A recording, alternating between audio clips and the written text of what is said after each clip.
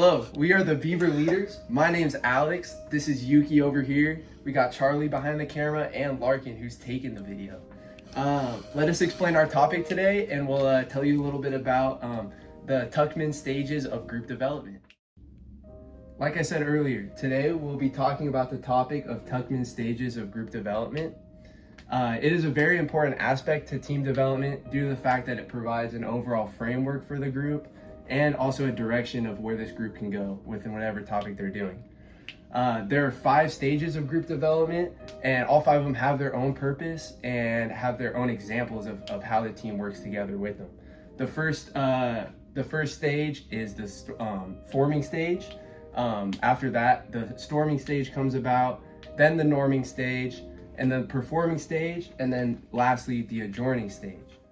These stages of development are also very essential for leaders and group members when it comes to knowing a group's expectations and changes that may happen throughout the progress of a team's tasks. If one of these aspects fails, or any of the steps, it can be very difficult for a group to keep pushing forward with their tasks, and they may have to actually move back in one of the steps of development. Things like interpersonal conflict and overall functioning problems of the group can get in the way of the process. And a group, like I said, may drop right back into the storming stage or even the forming stage to get to know each other again and to be in a comfortable situation. At the first stage of Tuckman's stages of group development lays forming.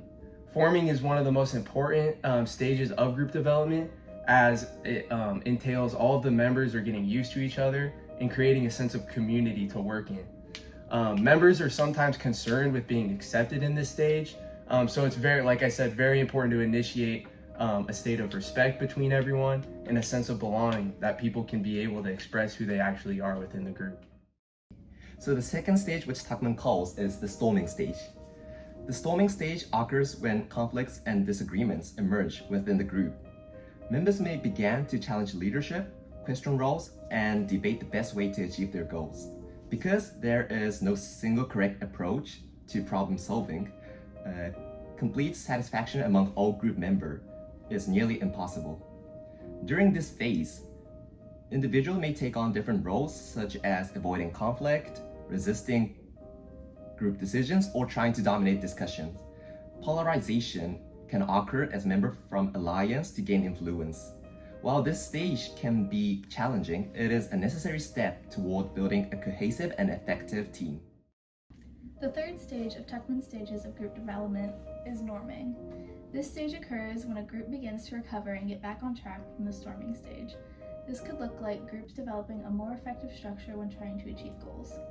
During this stage, relationships can be built, roles and norms can become clearer, and a stronger sense of unity can be achieved. It is also shown that group members begin to resolve their differences and appreciate each other's strengths more. The fourth stage of Tuckman's stages of group development is performing. This stage occurs when a group's main focus is on completing a task in high efficiency. Relationships within the team are usually built strong and interpersonal conflict does not occur. It usually takes a little while for a group to get to this stage, and often there is little need for direct leadership intervention. This stage can take teams up to 6 months to achieve. The fifth stage of Tuckman's stages of group development is adjourning. This stage occurs when the group is preparing to disband.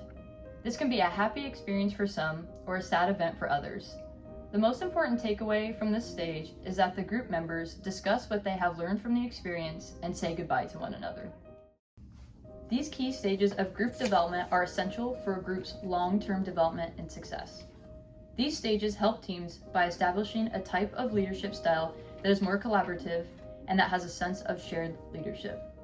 This type of leadership can greatly improve problem solving and other aspects of team management.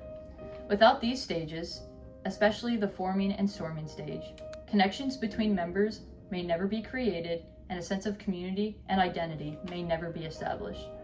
This can lead to struggles in overall project efficiency.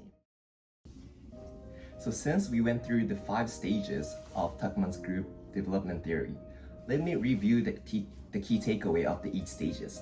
So the first stage is the forming stage. This stage occurs at the beginning of the group's development when everyone is getting to know each other and are all distinguishing their values and goals. So for the second stage is the storming stage. This stage occurs when conflicts and disagreements emerge within the group. Members may begin to challenge leadership, question roles, and debate the best way to achieve their goals. So the third stage is the norming stage. This stage occurs when the group begins to recover and get back on the track from the storming stage. Could look like group developing a more effective structure when trying to achieve goals. So for the fourth stage is the performing stage. This stage occurs when a group's main focus is on completing a task in high efficiency. Relationships within the team are usually built strong and interpersonal conflict does not occur. So for the fifth stage, the last stage is adjourning stage. This stage occurs when the group is preparing to disband. Most important takeaway from this stage is that the group members discuss what they have learned from the experience and say goodbye to one another. Overall, each of these stages of group development play a huge role in how well a group will succeed and how well each and every member will get along with each other. It is very important to note that some groups may fluctuate on what stage they're actually at. In other words, because a group may be in the norming stage, it doesn't mean they can't fall back to the storming stage and have a little bit of conflict happen. In the end of the day, I think that if you guys are in a group, y'all should try out the stages of group development, and it might make things roll a little bit smoother within your guys' groups.